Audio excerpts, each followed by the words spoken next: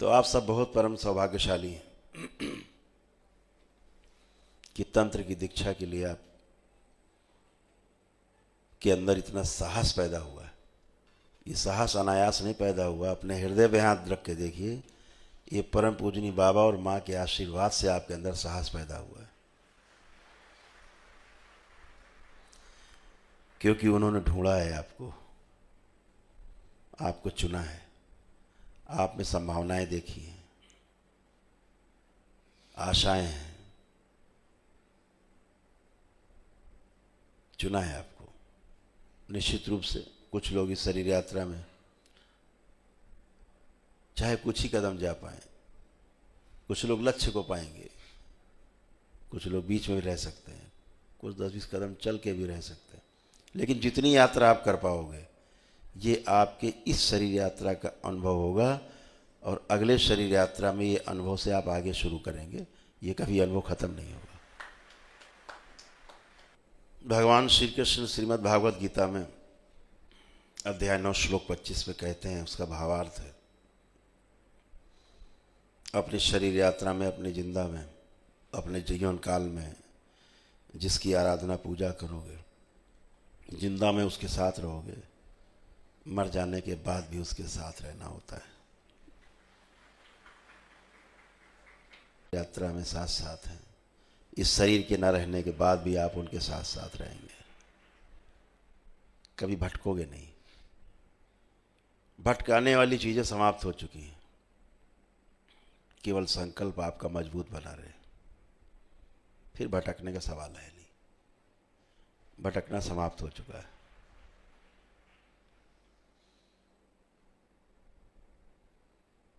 इस तंत्र दीक्षा का उद्देश्य दूसरों की सहायता करने के साथ साथ हमें अपने अनुभव में उतरने का,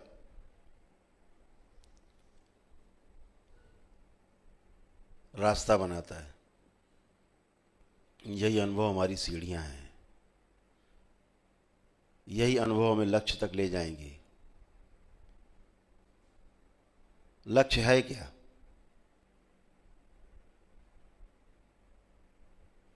जीवन का लक्ष्य क्या है? गाड़ी, बंगला, मोटर, कार, गहने, जेवर, मकान, संतान, परिवार या और कुछ?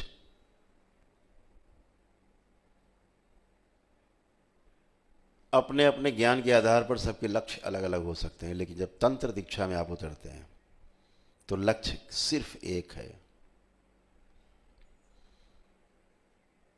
और उस लक्ष्य के लिए, जिसके लिए आप आज पहली सीढ़ी पे कदम रखने जा रहे हैं, उस लक्ष्य से केवल आपको समझ हासिल होगी। ये समझदारी जब पूरी हो जाएगी तो कुछ जानना शेष नहीं रहेगा। जब कुछ भी जानना शेष न रहे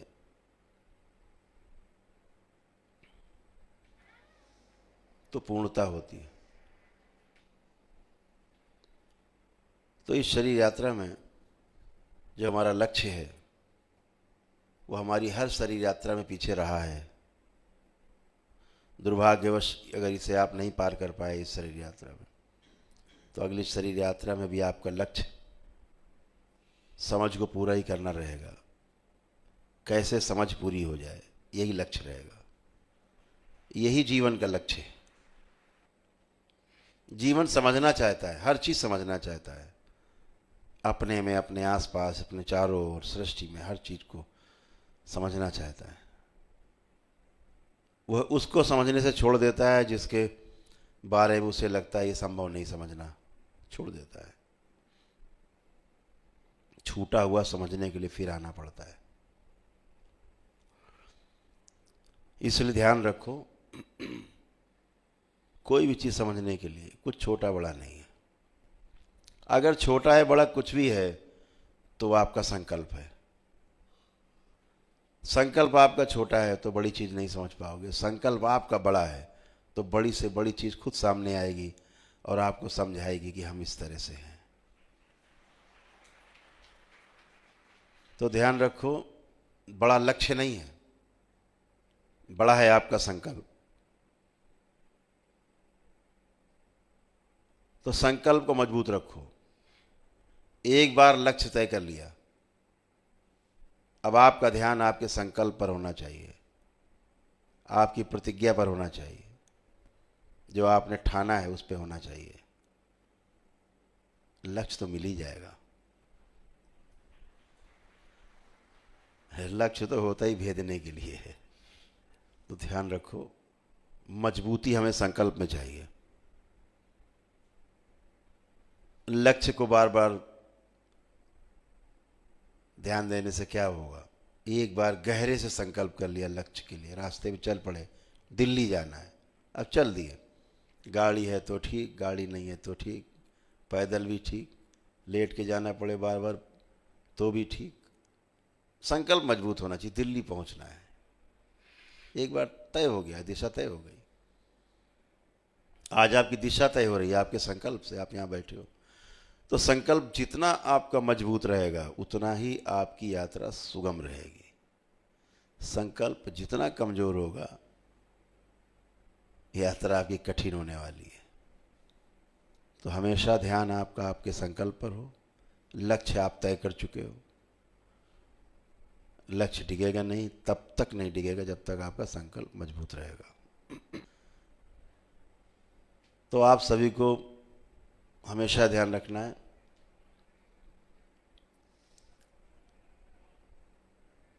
कि व्यवस्था को समझने में सुख है। तंत्र एक व्यवस्था है, व्यवस्था दर्शाता है। आज आपके दरबार के पास वो शक्ति है, वह शक्ति पूरी सृष्टि से इस दरबार में है, एकत्रित है। सब बड़े से बड़े महागुरु इस दरबार में उपस्थित हैं आपको दिशा की तरफ आगे बढ़ाने के लिए,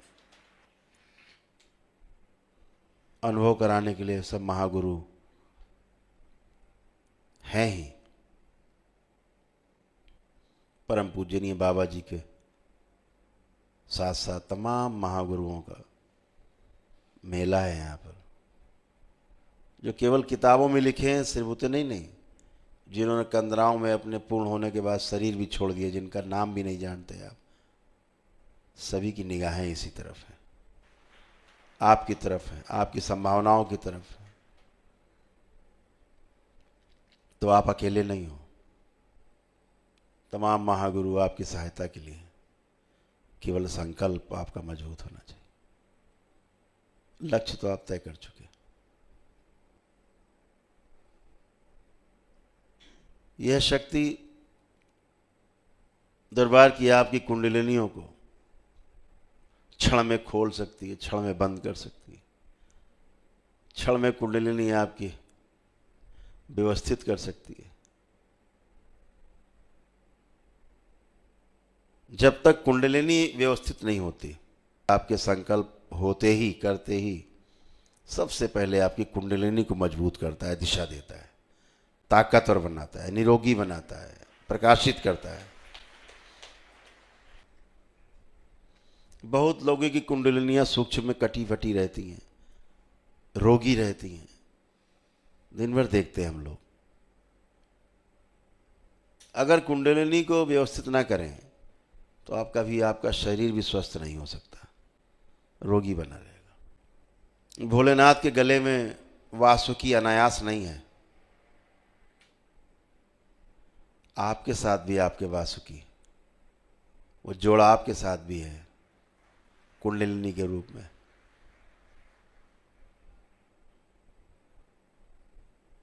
सब में है, प्रतीक है। गले में नाग होने का क्या मतलब है? प्रतीक है। हमारे महापुरुषों ने प्रतीक चिन्ह बनाए कि आपको हमेशा समय समय पर ध्यान आता रहे। हमारी घरों में माताएं बिंदी क्यों लगाती हैं? माथे पर बिंदी लगाने का क्या महत्व है? अनायास नहीं है।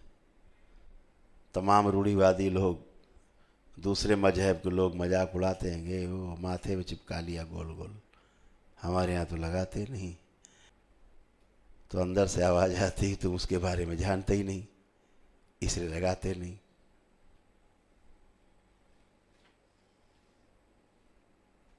हमारे ऋषि मुनियों ने कोई चीज़ छोड़ी नहीं, जानते थे वो। इस मानव मन को बहुत अच्छे से उन्होंने समझा है, तुम कहाँ भटक सकते हो। तो उन्होंने माताओं के मस्तक पे बिंदी रख दी, बिंदी लगा दी, और हम लोगों से कहा तिलक लगाओ। हमारे मस्तक पे तिलक लग गया।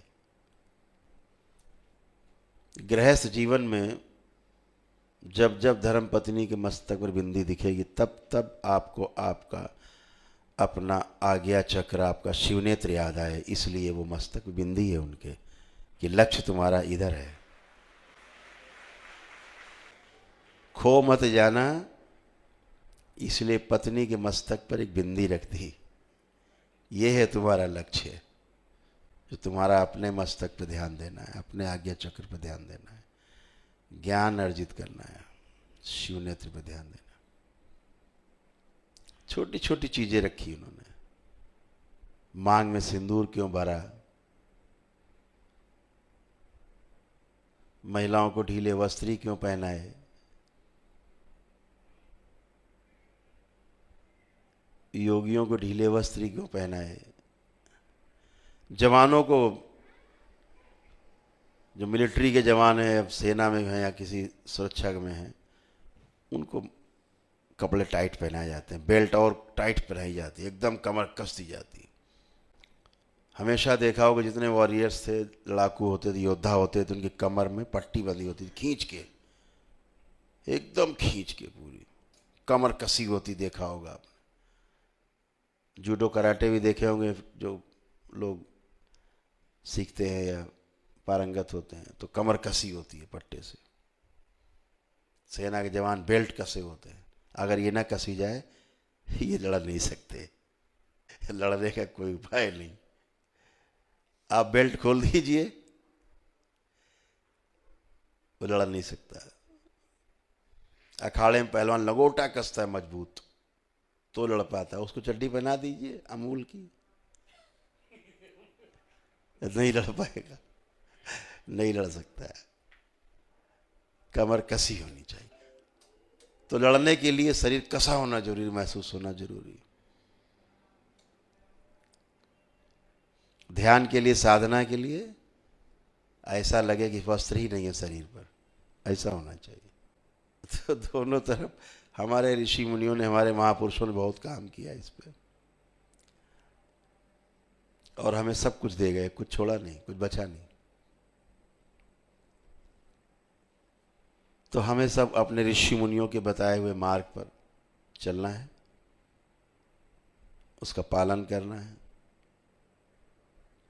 निश्चित रूप से लक्ष्य आपकी प्रतीक्षा कर रहा है, और दरबार की शुभकामनाएं आप सभी के लिए हैं कि आप लक्ष्य प्राप्त करें।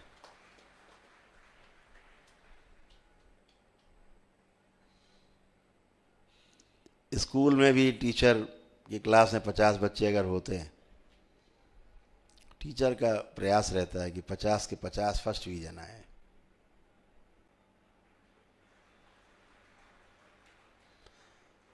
अब बस आपके संकल्प की आवश्यकता पड़ती है केवल, कि आपका संकल्प कितना मजबूत है। मैं फिर वही बात कहता हूँ, कल भी मैंने कहा, ध्यान रखो, स्कूल में, कॉलेज में पास होने के लिए, फर्स्ट डिवीजन लाने के लिए 60% से ऊपर नंबर ले आए, आप पास हो गए, फर्स्ट डिवीजन हो गए, बोले हम फर्स्ट डिवीजन पास हो गए। यहाँ कोई भी डिवीजन नहीं है, यहाँ कुछ भी डिवीजन नहीं है, कुछ भी डिवाइड नहीं होता है। यहाँ 100 में 100 चाहिए, 100% संकल्प चाहिए आपका। अगर आपका संकल्प 99% है, 99.999% है, आप अनुत्तीर्ण हैं। आप ये कहा जा सकता है आपके लिए कि आप अच्छे साधक हैं, तो आप अच्छे साधक बन गए हैं। अभी अच्छा साधक होने के लिए 100% चाहिए। बनने के लिए तो चलेगा, 10% चलेगा, 10% चलेगा, 50% चलेगा, 99% चलेगा बनने के लिए। लेकिन अच्छा साधक होने के लिए, पूर्ण होने के लिए 100% ही पात्रता है। पात्रता में 0.001% की कमी आपको अगले जीवन को भोगने के लिए रास्ता खोल देती है। 84 लाख योनियों को आप तभी भेज सकते हैं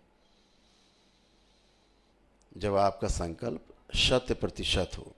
इसीलिए आपका संकल्प ही महत्वपूर्ण है। ये बार बार मैं आपसे कह रहा हूँ, जब भी संकल्प डगमगाए, बाबा को याद करना, माँ को याद करना, आँख बंद करके बोलना, बाबा मेरी वो स्मृति काट दी जाए, नष्ट कर दी जाए जो मेरे संकल्प को पूरा करने में बाधा पैदा कर रही, मेरे संकल्प को डगमगा रही है। इस स्मृति को काट दिया जाए। संकल्प करोगे, 3 बार ओम नमः शिवाय बोलोगे, बाबा माँ को प्रणाम करके, आपका संकल्प फिर सुरक्षित हो जाएगा, गंदगी साफ हो जाएगी। आपके पास ऐसे अस्त्र है संकल्प के, केवल इच्छा करना है आपको। सबकी दृष्टि आप पर है। जो आपकी दृष्टि में नहीं, इसका अर्थ ये नहीं कि वो उनकी दृष्टि आप पर नहीं, सब पर दृष्टि है उनकी। तो आप हमेशा अपने जीवन में इस तंत्र के संबंध में जब भी कोई बाधा उत्पन्न हो तो केवल अपने संकल्प को टटोलना, लक्ष्य को नहीं। लक्ष्य ढूंढने में दूसरा लक्ष्य दिख सकता है, अगल बगल कोई भी भ्रमित कर सकता है, लेकिन जब संकल्प टटोलोगे, जड़ को, आपकी नींव है संकल्प, निश्चित रूप से आप जीत जाओगे। आपको कोई हरा नहीं सकता अगर आपका संकल्प मजबूत रहेगा। तो आपका संकल्प मजबूत रहे, यही प्रार्थना है ईश्वर से कि आपको, आपकी सद्बुद्धि आपकी बनाए रखे, परम पूजनी बाबा और माँ आप पे कृपा बनाए रखे। परम पूजनी हमारी माँ आप पे कृपा बनाए रखे। भगवान भोलेनाथ आप सब पे कृपा बनाए रखे। तो अभी बातें तो बहुत करते रहेंगे, दिन भर करते रहेंगे आपसे, आप थक जाओगे, हमारी बात नहीं खत्म होगी।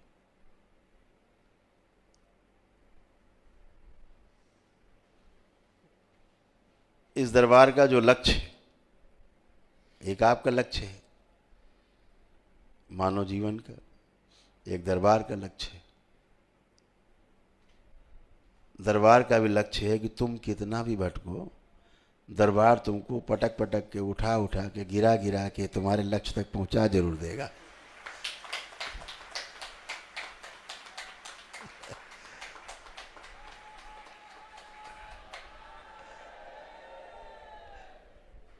गांव की भाषा में बात हमने कह दी, देहाती भाषा में बात हमने करी, पहुंचा जरूर देगा आपको लक्ष्य तक। तो निश्चिंत रहिए, केवल संकल्प ध्यान रखिए। जब संकल्प ध्यान रहेगा तो फिर आपकी कार्यशैली संकल्प के आसपास घूमेगी और आपको लक्ष्य तक पहुंचाएगी जरूर। तो बहुत बहुत शुभकामनाओं के साथ आपका इस नए जीवन में प्रवेश के लिए, इस तंत्र को समझने के लिए, इस नई विधा के लिए, इस कलयुग में कि आप गृहस्थ होते हुए भी आप तंत्र को समझ सकते हैं, जी सकते हैं, दूसरों को समझा सकते हैं। उसके लिए आप तैयार हो रहे हैं। बहुत बहुत शुभकामनाएं आपके नए जीवन के लिए। पुण्य से हरि हर। यहाँ तक आई गए हो तो वीडियो को लाइक और चैनल को सब्सक्राइब कर देना प्लीज़।